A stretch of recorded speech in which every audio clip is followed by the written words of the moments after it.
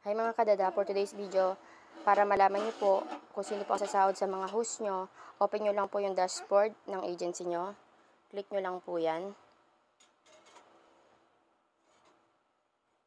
Click lang nyo to upper left, tong apat na guhit. Click nyo po yung settlement, hostess. So ayan, October 30, 2023. So ayan yung mga nakakota mula nung Monday hanggang Sunday Eve bago mag-cut off. Sila yung sasahod ng Wednesday. Okay? Tapos, then, ayan, yung total cash out amount is $960.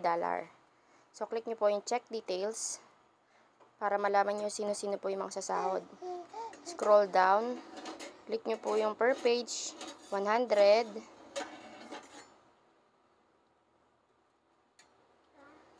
Ayan. Makikita nyo po, ayan, total cash out amount.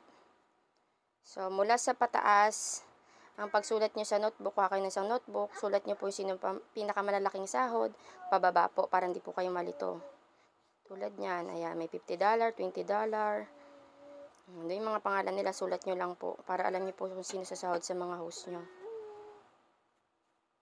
150 pababa, ayan po, makikita nyo po sila, $20, $10, $40.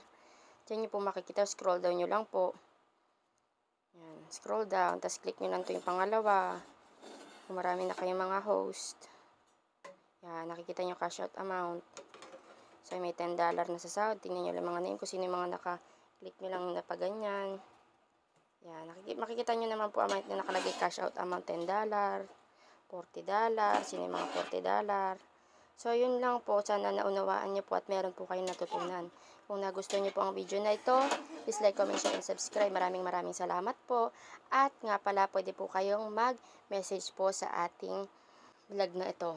Pwede po kayong sumali sa aking agency. Salamat po sa panonood. Thank you. Love, bless, and God bless.